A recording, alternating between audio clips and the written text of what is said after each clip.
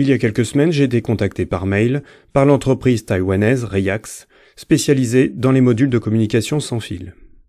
L'un des représentants de l'entreprise, plutôt enthousiaste sur ma production youtubesque, m'a proposé de réaliser une petite vidéo sur l'un des modules de mon choix parmi ceux qu'ils produisent.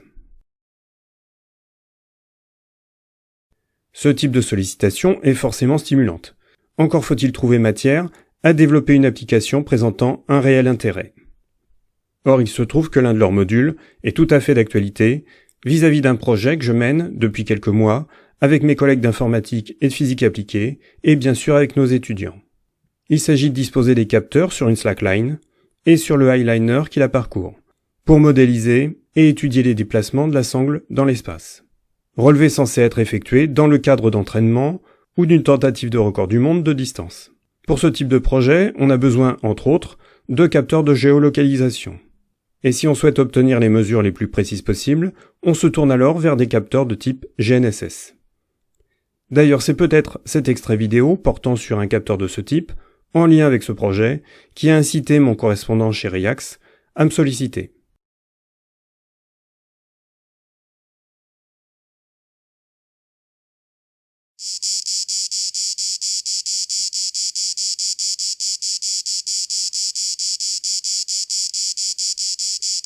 Pas de doute, la géolocalisation fonctionne.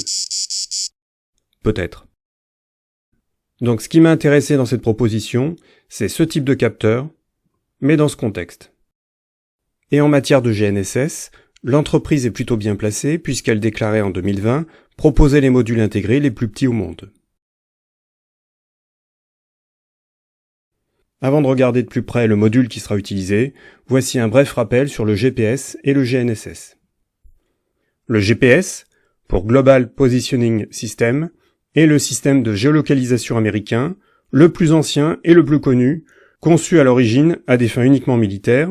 Une partie de ses fonctionnalités a ensuite été accessible au domaine civil, dans un mode dégradé au niveau de la précision. Son acronyme est largement passé dans le langage courant. Sa constellation nécessite 24 satellites géostationnaires pour couvrir le globe, mais une trentaine sont réellement en orbite, à 20 200 km d'altitude, et émettent sur 2 fréquences. Motivés par une volonté d'indépendance vis-à-vis des USA, d'autres constellations ont été créées. GLONASS pour la Russie, Galileo pour la communauté européenne,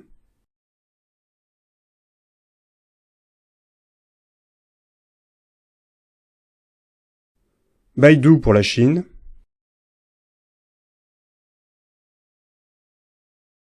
et 2 autres constellations ayant une couverture moins importante. IRNSS pour l'Inde,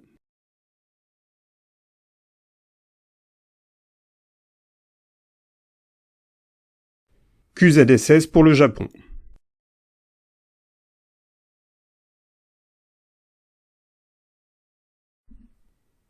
Voici un tableau qui, dans les grandes lignes, tente d'en faire une comparaison au niveau de quelques caractéristiques techniques essentielles. Notez que selon les sources, les valeurs diffèrent un peu. Le GNSS pour Global Navigation Satellite System, ou géolocalisation et navigation par un système de satellites, repose sur la récupération des données émises par ces différentes constellations, et permet à un circuit spécialisé de pouvoir, selon ses performances, récupérer les données de tout ou partie des constellations. Donc cela offre la possibilité de récupérer les données de davantage de satellites, et nous allons voir dans ce qui suit qu'il en faut largement plus que 3 ou 4 dans certaines applications, par exemple pour faire décoller un drone et effectuer des mesures avec. En collectant davantage de données, cela va aussi améliorer la précision du positionnement, ainsi que le calcul de la vitesse de déplacement et le calcul de l'heure. En particulier lorsque les conditions météorologiques peuvent perturber la réception ou dans le cas d'une utilisation en milieu urbain, en montagne ou en sous-bois. À noter que les satellites peuvent émettre sur différentes fréquences. Les récepteurs GNSS les plus performants sont donc ceux qui sont appelés dual band ou double bande et qui peuvent réceptionner les coordonnées sur ces différentes porteuses pour une meilleure précision et aussi sont moins sensibles aux erreurs liées aux trajets multiples, en milieu urbain par exemple. Les situations où l'usage du GNSS est nécessaire sont nombreuses. Je me limiterai à 3 illustrations rapides qui m'intéressent plus particulièrement et concernent l'utilisation de drones. Première situation, si on observe l'affichage de cette radiocommande, peu de temps après la mise sous tension du drone lui-même, on peut observer l'évolution de la découverte des satellites dans l'environnement de l'appareil. Le nombre de satellites permettant de passer du rouge à l'orange se situe entre 8 et 10, puis l'accord complet pour le décollage est donné pour une douzaine de satellites.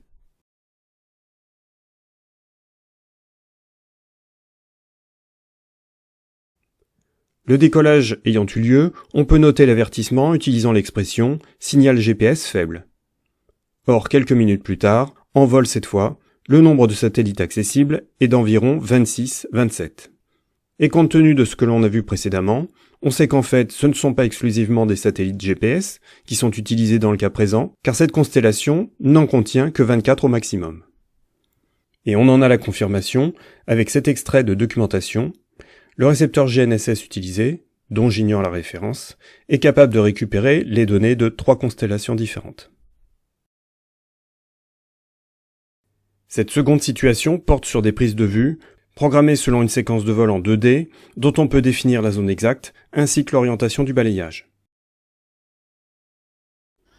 Mise en pratique de cette technique sur l'un des anciens sites de saut à ski des Jeux Olympiques de Grenoble afin de reconstituer une vue d'ensemble du site dans son état actuel, dans le cadre d'un projet de BTS photographie. Le nombre de satellites nécessaires pour que le drone décolle est de 8.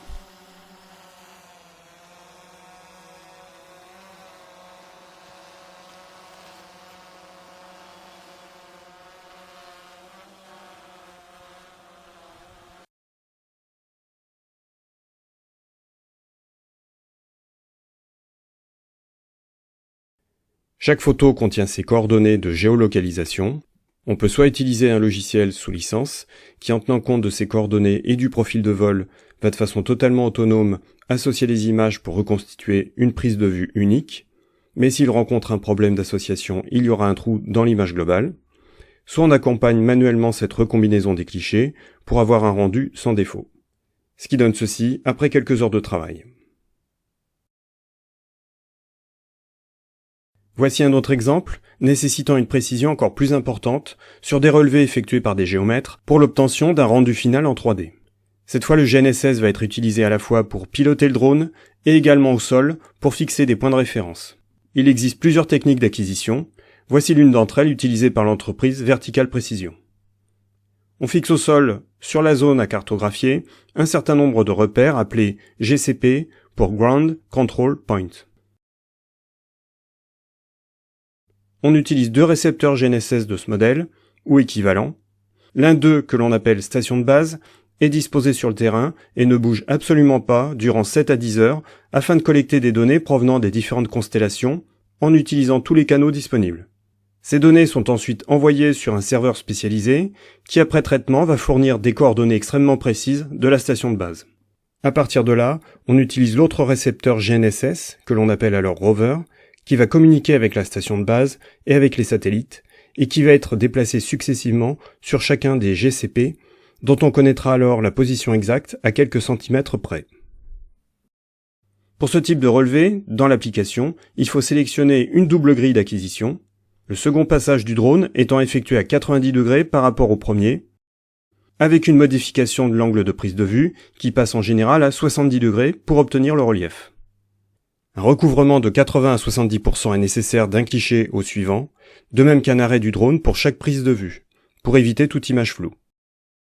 Le choix de la hauteur se fait en fonction de la définition de la caméra utilisée. Pour une même caméra, la précision sera meilleure à 50 mètres qu'à 100 mètres, mais les passages seront plus nombreux, sachant que l'autonomie en vol des drones est au maximum de quelques dizaines de minutes. Pour que les mesures soient fiables, il faut qu'un même GCP soit vu sur 20 clichés adjacents, ce qui est normalement obtenu grâce au réglage du recouvrement.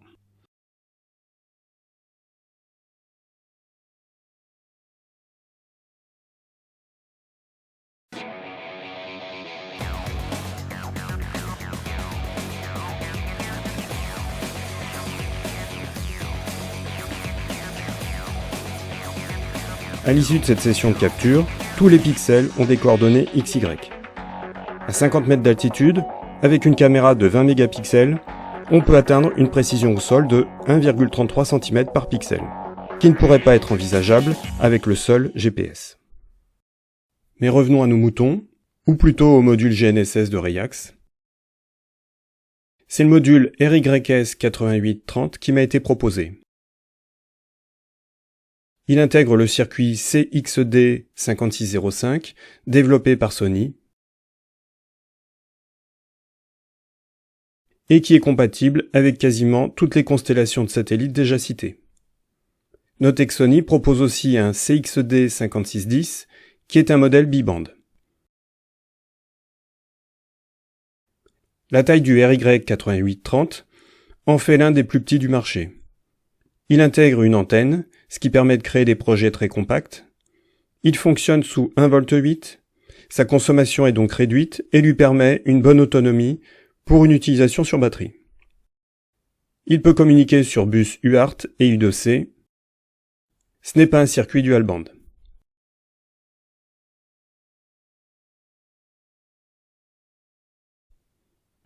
Une carte de développement est proposée pour sa prise en main. C'est cette carte qui va être utilisée dans la suite de la présentation. J'ai fait une demande d'échantillon, en bonne et due forme, pour pouvoir faire mes essais avec ces deux modèles. Il ne s'agit donc pas d'un partenariat, ni d'une vidéo sponsorisée. On m'a envoyé ces échantillons au même titre que toute personne en faisant la demande. Donc pas de traitement de faveur. Quelques jours plus tard, j'ai reçu un exemplaire du module, dont je confirme qu'il est très petit. Et une carte de développement.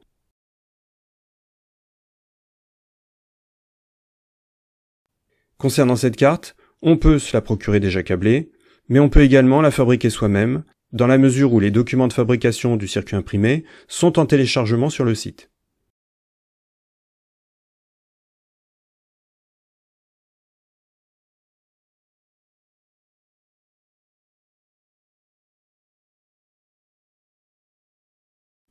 C'est un PCB double face, avec une zone exemple de cuivre sur chaque face, pour ne pas perturber l'antenne interne du récepteur GNSS. Et à proximité, de chaque côté, on observe une bonne concentration de via pour améliorer le plan de masse.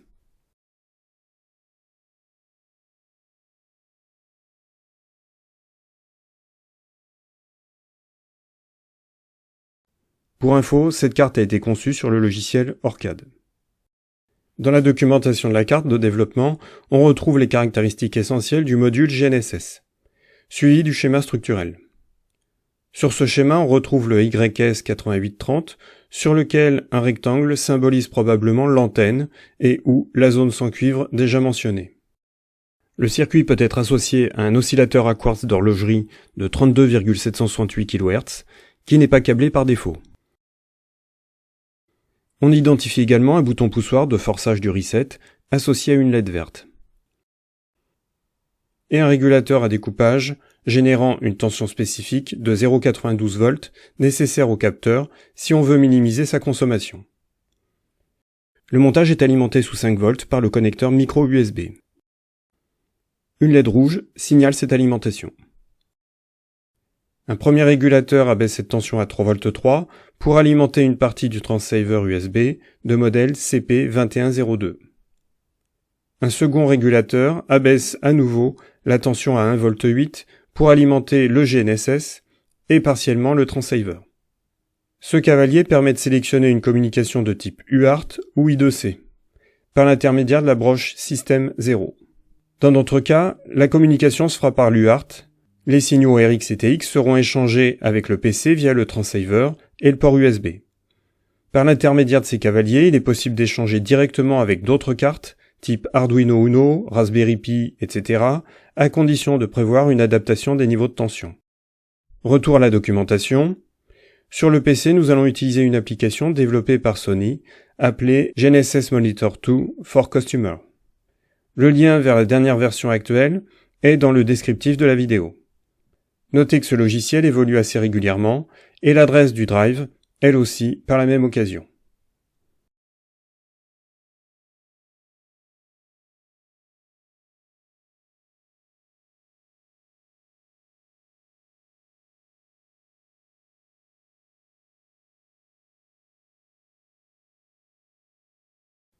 L'installation étant terminée, on peut raccorder la carte au PC et aller voir dans le gestionnaire de périphérique le numéro du port qui lui a été attribué. Si plusieurs ports sont utilisés, la référence du transceiver CP2102 déjà vue sur le schéma va nous permettre d'identifier le bon. À partir de là, on peut suivre la chronologie indiquée par la documentation pour lancer une mesure. Il faut savoir que le module ne disposant par défaut que d'une antenne interne, il est préférable de faire ses essais en extérieur. Ça peut fonctionner en intérieur, mais tout de même moins bien, tout dépend de la structure de l'habitation. Une fois l'application ouverte, la première chose à faire consiste à sélectionner le circuit Sony utilisé dans le module. Dans notre cas, il s'agit du CXD5605. On peut déjà vérifier les constellations qu'il est à même de capter, et par voie de conséquence constater qu'il s'agit bien d'un circuit simple bande. Et si par curiosité on sélectionne le circuit CXD5610, circuit qui équipe les modules RYS8839, on constate qu'il s'agit bien d'un circuit double bande.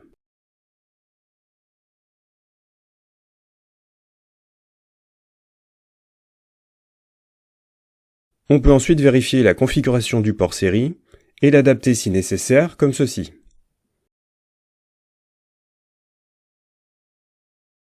Puis s'y connecter si ce n'est déjà fait. Sélectionnez là ou les constellations dont on veut récupérer les données. Dans ce premier exemple, on va se limiter au GPS.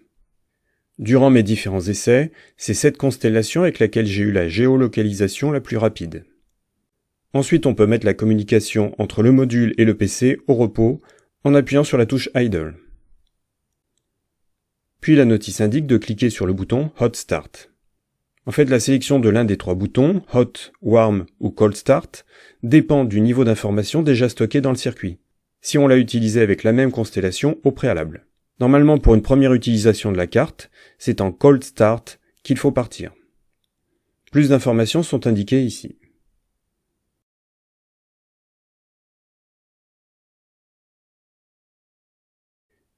L'acquisition est lancée, le module va récupérer les informations des satellites de la constellation GPS tout en informant le PC. Dans l'immédiat, on peut voir que tant que l'heure n'est pas récupérée, la date est figée en 1980. C'est ainsi à chaque nouvelle session. Et nous n'avons ni latitude, ni longitude, ni altitude.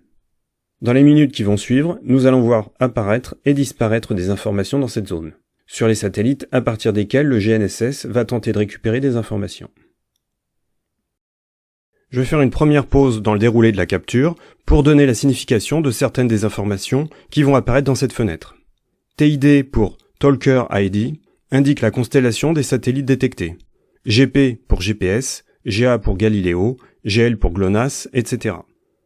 SVID pour Space Vehicle Identifier Device est un numéro d'identification propre à chaque satellite dans sa constellation. ELV et AZM concernent l'élévation et l'azimut du satellite. PRN et CNO sont liés à la qualité de réception du signal. UIS indique l'usage qui est fait du satellite, dans notre cas ce sera la lettre P pour position. En parallèle, dans la fenêtre appelée Terminal, des informations apparaissent en continu. Elles correspondent au protocole NMEA utilisé par le PC pour récupérer les informations du module et les afficher dans les différentes fenêtres de l'interface graphique. C'est l'occasion d'aborder brièvement le protocole NMEA 183 parce que nous allons avoir besoin de quelques notions le concernant dans ce qui suit. C'est un standard créé dans le domaine des équipements maritimes pour récupérer les informations des capteurs GPS. Les données sont transmises en série, sous forme de chaîne de caractères, donc en ASCII, avec un $ pour premier caractère, des champs de données séparés par des virgules et un checksum en fin de trame précédé par le caractère de la multiplication. Ce standard propose différentes phrases, ou trames, aussi appelées sentences, en anglais.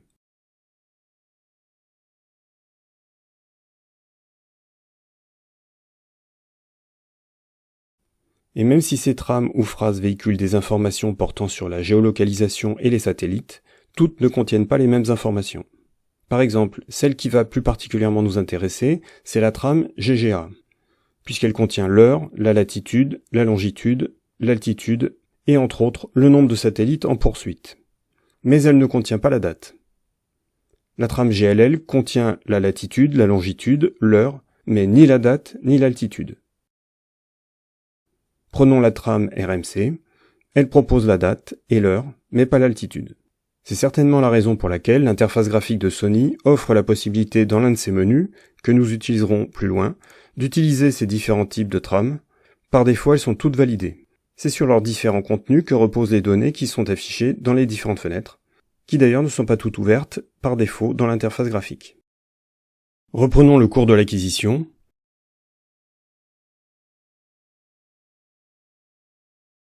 Après quelques dizaines de secondes, l'heure et la date sont récupérées. C'est l'heure universelle, UTC, qui est affichée.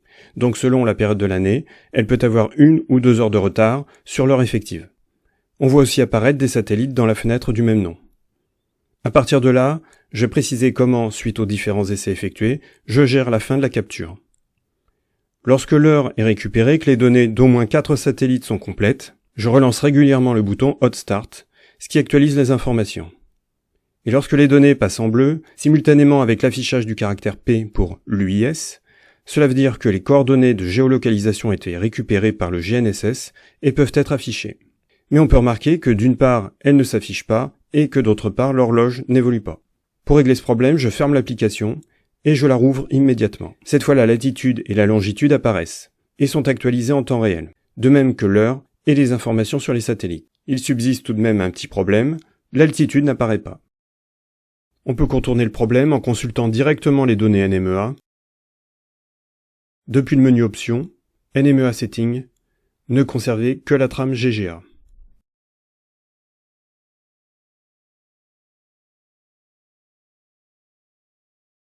Dans la fenêtre appelée Terminal, on ne voit plus défiler à présent que la trame GGA. Et si on élargit la fenêtre, on constate que l'altitude est de 573 mètres. Donc ça veut dire que le capteur fonctionne bien, c'est juste l'application qui ne restitue pas l'information. Une autre méthode consiste à enregistrer la trame NMEA,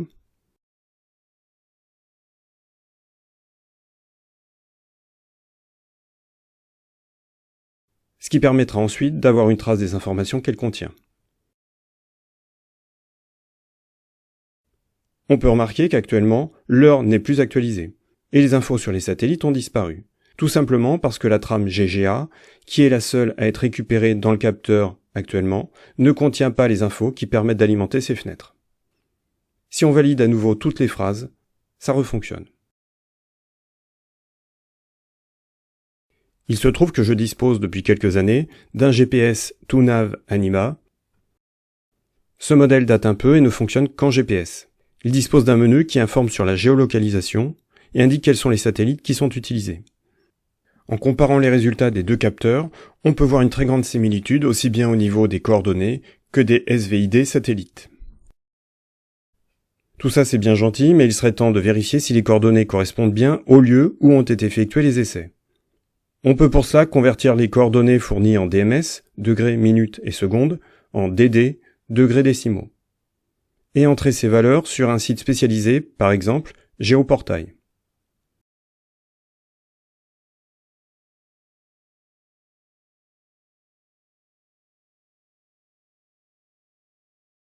Ah, bizarre. Qu'est-ce que c'est? Voyons ce que ça donne sur Google Maps.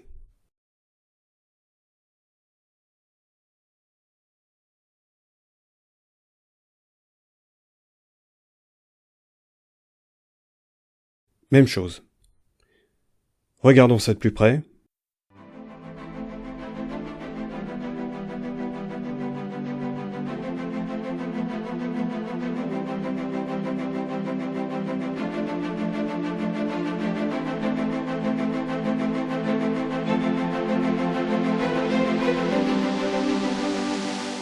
Alors oui, c'est bien une borie provençale dans le Luberon. Non, je n'habite pas cet abri en pierre sèche. Oui, il y a un décalage entre les coordonnées obtenues et l'emplacement de cette cabane, parce que j'ai fait les relevés à l'ombre de la végétation, donc exactement à l'endroit indiqué. Non, je n'ai pas fait ces relevés depuis l'intérieur de la borie, mais en extérieur pour avoir une meilleure réception des signaux. Et oui, j'aurais peut-être dû déplacer momentanément le rouleau de grillage avant de faire la capture vidéo. Donc je pense qu'on peut dire que la mise en œuvre du module, pour une réception uniquement en GPS, est validée. Nouvel essai, mais exclusivement sur la constellation Galiléo. Le lieu de capture a changé, mais la méthode est exactement la même. On voit que le Talker ID indique le nom de cette constellation. Par contre, il m'a fallu être davantage patient pour récupérer les données. Voyons ce que donnent ces coordonnées.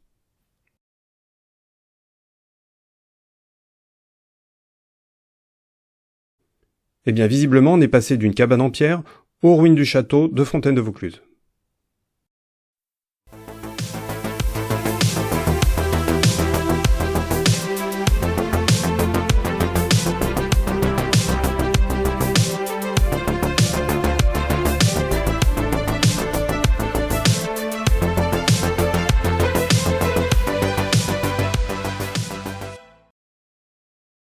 Et si maintenant on essayait GLONASS?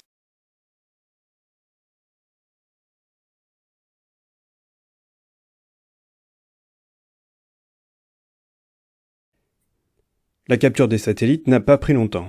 Rien de surprenant vu le site. Ah, on dirait qu'on a pris de l'altitude là.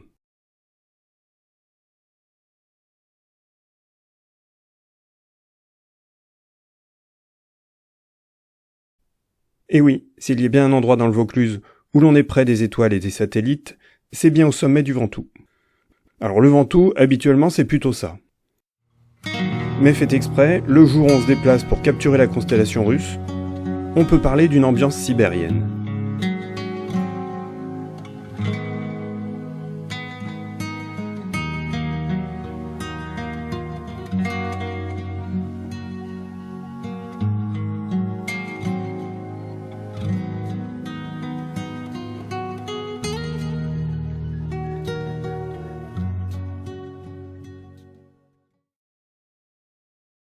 Sur la lancée, j'ai voulu tester Baidu. Et là, surprise, aucun satellite, quel que soit l'endroit et la durée des essais. Renseignements pris auprès de Reax, on peut avoir soit GLONASS, soit Baidu, mais pas les deux en même temps. Et pour passer de l'un à l'autre, il faut changer le firmware. A priori, c'est probablement ce que sous-entend le OU dans cette présentation. Pour changer le firmware, il faut passer par là, mais je n'ai pas tenté l'expérience. Petite déception, car pour trouver des coins sympas pour illustrer mes essais, je commençais à prendre un certain plaisir à jongler entre les hordes de touristes, les vigilances incendies et les restrictions de vol de drone sur le département, sans oublier les jours de Mistral. Frustration de courte durée, car pour revenir à l'objectif premier qui consistait à se rapprocher du cheminement d'un eyeliner sur sa sangle, il restait à tester un parcours plutôt rectiligne et, tant qu'à faire, pas trop large.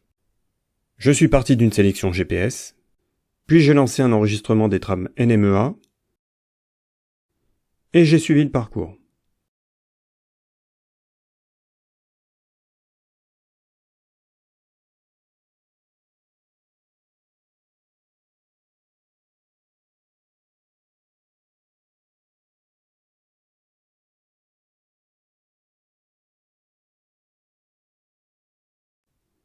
Ensuite, j'ai utilisé une application en ligne qui permet de convertir les fichiers NMEA en fichiers GPX.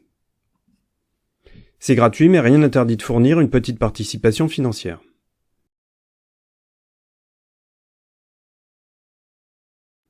Puis j'ai importé ce fichier sur Géoportail,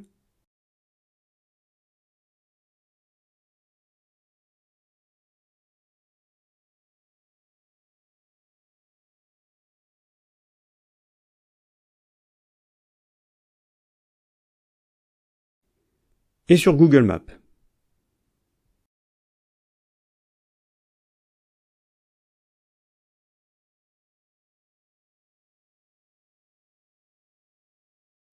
Les deux sont d'accord, il s'agit de l'aqueduc de Galas qui permet au canal de Carpentras d'enjamber la Sorgue et la route de Fontaine de Vaucluse.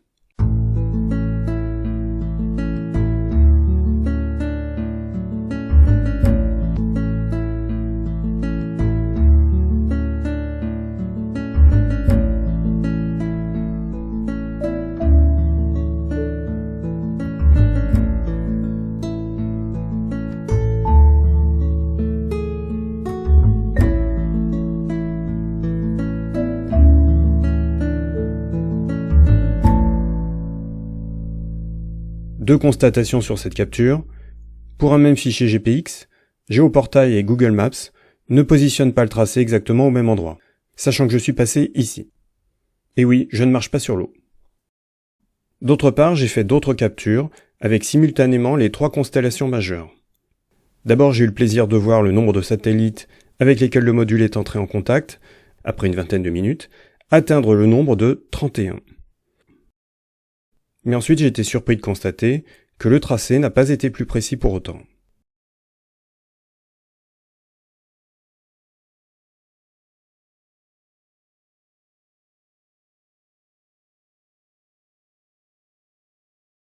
Il faudra que je fasse de nouveaux essais. Je ne connaissais pas l'entreprise Rayax, et encore moins ce module, et ceux de la même famille.